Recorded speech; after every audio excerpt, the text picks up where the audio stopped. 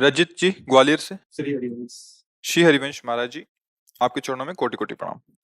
महाराज जी, किसी न किसी कारण से असफल हो रहा हूं, अतः मेरा मुख्य उद्देश्य परमार्थ की प्राप्ति है, लेकिन छोटे छोटे उद्देश्यों में जो असफलता मिलती है, भक्ति और असफलता के बीच सामंजस्य कैसे स्थापित करूं? मतलब आपका कथन है कि यदि मैं भक्ति कर रहा हूं तो मुझे सफलता सांसारिक मिलनी चाहिए, ऐसा? नहीं, ऐसा नहीं है। मेन उद्देश्य तो सफलता मतलब आत्म सिद्धि है, परमार्थ की प्राप्ति है। जी। लेकिन गृहस्थ जीवन में होते हुए रोटी कपड़ा मकान, अगर उसकी प्राप्ति नहीं हो रही, छोटी छोटी सफलताएं नहीं मिली, तो उसके लिए क्या? आज तक भूखे रहे हो क्या? नंगे रहे हो क्या?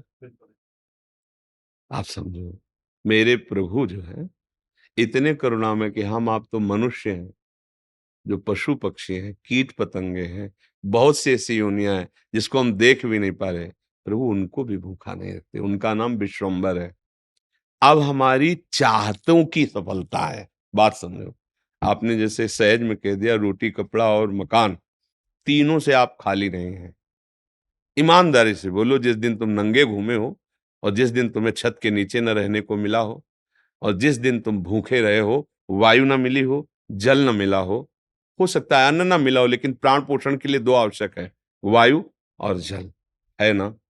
अब हमारी बात असलियत में, हमारी जो शरीर पोषण जीने की आवश्यकता है वो तो सबकी पूर्ति हो रही है। आप देख लीजिए, चाहतों की पूर्ति, शब्द है। हम लोग क्या करते हैं कि असली ज्ञान को छुपा करके नकली बात बोल देते हैं, जिसमें सब हाँ में हाँ मिला दे। ये नकली बात है कि हमें रोटी कपड़ा और मकान तो चाहिए, पक्का प्यारे वो पशु पक्षियों को भी देता है। घोंसला बनाने की आप देखो, उनके घोंसले कैसे बने, आप बनाने में फेल हो जाएंगे, नहीं फेल हो जाएंगे? कैसे वृक्ष में कैसे हिलगा के वो घोष, उनको बुद्धि दी किस किस स्कूल में जाके सिखाया उन्होंने? हरि ने दी, हरि ने। तुम अपने वास की व्यवस्था कैसे करो, ऐसे बना दिया। भोजन की व्यवस्था उनको सिखा दिया। कोई भी सृष्टि में ऐसा नहीं है जिसका माता की तरह भरण पोषण भगवान ना करते हो। हाँ, अलग अलग, जिनको जैसा भगवान ने।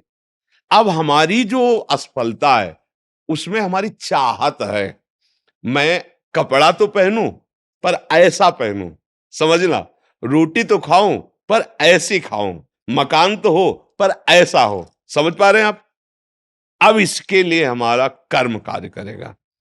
पूर्व का प्रारब्ध यदि हमारा बहुत बुरा है तो आज तुम बहुत अच्छे आदमी हो, अच्छे मार्ग में चल रहे हो, वो आपको बाधा पहुंचाएगा, आपको सहना होगा। समझ रहे ना? वो आपको बाधा पहुंचाएगा। अब जो ये नाम हम आपको बता रहे हैं कि नाम जप कीजिए, धर्म से चलिए, वो युद्ध करेगा उस प्रारब्ध से, आपको वो गिरने नहीं देगा, आएगा। आप जो कार्य कर रहे हो उसमें सम्यक जो फल मिलना चाहिए, नहीं मिला, आपको असंतुष्टता होगी, क्योंकि आपने ऐसे पूर्व में कर्म किए हैं। अब वो आपको बाधा पहुंचा रहे हैं, लेकिन आप भजन कर रहे हो ना, तो आपको निरुत्साहित होने नहीं देंगे। चलो एक कर्म निष्फल हुआ, दूसरा हम 100 बार उसका अनुष्ठान करेंगे, कितनी बार निष्फल होगा? एक दिन तो सफल होगा ही नहीं, निकल जाओगे, निकल जाओगे। सफलता तुम्हारे चरण चूमेगी। प्रारब्ध कोई देवता नहीं है, हमारा किया हुआ पूर्व कर्म है। हम नया कर्म इतना बलवान करें कि उसको रौंद दे, बात समझे? और उसके लिए अब छोटी मोटी बात नहीं काम करेगी, छोटा मोटा कर्म काम नहीं करेगा। डट के हमें धर्म और डट के भजन विध्वंस करके, अगर विध्वंस ना होते तो फिर मोक्ष कैसे होता?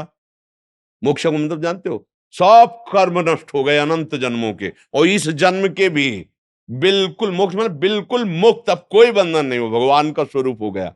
तो हुआ तो इसी जन्म में, जो हमने साधना की, जो भजन किया, जो चिंतन किया, जो सत्संग किया, मारा इसने पूरी आग लगा दी। कर्मों को संचित कर्म विध्वंस हो गए, जमा गोदाम। क्रियमाण जो कर रहे हैं ये चिपकाव फसाव वाले नहीं हुए, क्योंकि सब समर्पित कर दिए भगवान को। प्रारब्ध आया, भजन के बल से उसको भोग रहे हैं, वो मैं परास्त नहीं कर सकता, निकल गए आगे। सुदामा जी की दशा क्या थी? नहीं थी, ये भी व्यवस्था नहीं थी। परिणाम में क्या हुआ? जैसी द्वारिकापुरी वैसी सुदामापुरी। फल की चिंता मत करो तुम। असफलताएं और सफलताएं ये हमारे मार्ग की पड़ाव हैं, कोई गर्मी वाला, कोई सुखद वाला। मार्ग का चलने वाला पथिक इन पड़ावों में फंस करके अपने मार्ग को नहीं भूल जाता है। असफलता तुम्हारे जीवन की सफलता का स्वरूप बनेगी। बस डट करके ऐसा भजन करो, सत्कार्य करो, जिससे पूर्व प्रारब्ध नष्ट हो जाए। सच्चाई की, अध्यात्म की बात यह है। अब चोरी, हिंसा, अधर्म आचरण, तो वो तो पूर्व प्रारब्ध है ही, नया कर्म भी बिगड़ गया, दोनों मिलकर फिर आपको जीना मुश्किल कर देंगे। और होता है, देखो ना, पिता को मार डाला कि जल्दी मरे, हम इस प्रॉपर्टी का दे। पिता को मार डाला और आप जेल गए, संपत्ति यूं ही पड़ी है, तीसरा उसका भोग कर रहा। विवेक खत्म हो जाता है। विवेकवान बनो, जैसी भी परिस्थिति हो उसमें राजी होना सीखो, वो आपके ही कर्म का परिणाम है। और ऐसे नवीन कर्म करो कि विध्वंस कर दो उस प्रारब्ध कर्म को जो तुम्हें झुकाना चाहता है, मिटाना चाहता है। हमारी प्रार्थना को अगर आप समझोगे तो आगे बढ़ोगे। अपना ही कर्म कोऊ न काहू के, सुख दुख कर दाता, निज कृत कर्म भोग सुन भ्राता। तो बोले संतों के पास क्यों जाया जाता है? यही समझने के लिए। अब हम क्या करें जिससे हमारा कर्म हमको परेशान न कर पाए? वो है ज्ञान, वो है भक्ति, वो है भगवान का आश्रय। जब घर में भोज आते हो, भिक्षा भी नहीं मिली, तो पत्नी पूछती कि बच्चों को कैसे जिलाएं? तो तुलसी दल उतारते, ठाकुर को भोग लगाते, आधा आधा तुलसी दल। उनका एक मित्र था जो धनी के यहाँ वो पुरोहित कर्म करता था, डोली में बैठ के निकलता, पालकी में। वो कहता है, सुदामा जी, हमारे यहाँ जो सेठ है ना, उनके यहाँ चलो, थोड़ी देर श्लोक बोलना। सब व्यवस्था उनका। हमने तो अपना सेठ श्री कृष्ण को वरण किया है, अब वो भूखे रखे चाहे मारे, अब हम दूसरे की गुलामी नहीं कर सकते। हमने तो भगवान को अपना माना है। हिले नहीं तो भगवान का हृदय हिल गया। एक दिन प्रसाद पा रहे थे से एकदम ऐसे हो गए। रुक्मिणी जी मन की बात, तो उनका प्रभु, ऐसी स्थिति आपकी तभी होती जब कोई आपका भक्त भूखा होता है। तो भगवान के आंसू आ गए। हमारा पुराना मित्र है सुदामा, और कई दिन से उसके घर में भोजन नहीं, बच्चे। बोले, प्रभु आप दुखी हो रहे हो, महालक्ष्मी स्वरूप हूं, आप आदेश करो, त्रिभुवन की राज्य लक्ष्मी उसके घर में। तो उनका बात तो यही कि उसके अंदर कामना नहीं है, और मेरे भक्त के अंदर यदि कामना नहीं होती तो माया मैं नहीं देता। मेरे भक्त के अंदर कामना नहीं होती तो मैं माया, और वो निष्काम भक्त है सुदामा, उसके अंदर कभी कामना आ ही नहीं सकती कि हे भगवान भोजन तो दे दो, कभी नहीं। तो रुक्मिणी जी ने कहा, हम आपका दुख नहीं दे सकते। फिर हम कुछ रचती है, तो उन्होंने कहा, नहीं, पहले हमें कामना पैदा करना पड़ेगा। भगवान सोच रहे हैं, पहले हमें भक्त के हृदय में कामना पैदा करना पड़ेगा। गए एक भिक्षुक के रूप में। जब सुदामा जी भिक्षा को गए थे, भिक्षाम दे, अतिथि धर्म गृहस्थ में बहुत बड़ा धर्म होता है, दरवाजे आए हुए का आदर करना चाहिए। तो कुछ ना हो तो वचन से है, निकली भिक्षाम दे। तो उनका, भगवान हम भिक्षा देने लायक नहीं है। क्यों? उनका एक पुत्र हुआ है, इसलिए सूदक है। ठीक है, 15 दिन बाद आ जाएंगे। बोले, मत आना, क्योंकि हमारे जो पुत्र हुआ है वो दरिद्र दरिद्र नामक पुत्र हुआ है, और इसका सूदक पूरे जीवन में नहीं जाएगा। अर्थात हम दरिद्र हैं, हमारे पास कुछ है ही नहीं जो मैं आपको दे सकूं। भगवान ने कहा, सुना है तुम्हारे पति के मित्र द्वारिकाधीश भगवान है, जिनके मित्र श्री कृष्ण द्वारिकाधीश हैं, उनकी ये दशा, एक बार कहो ना अपने पति से कि अपने मित्र के पास जाएं। भगवान चले। पत्नी आए, जब आए सुदामा जी, तो पत्नी ने कहा कि हाँ, हमें तो स्मरण नहीं था, आपके मित्र द्वारिकाधीश है ना, आप उनके पास जाओगे तो मैं कभी इस बात के लिए नहीं जाऊंगा कि श्री कृष्ण मुझे सांसारिक वस्तु दे। नहीं नहीं। बोले, आप कब कह रही मांगना?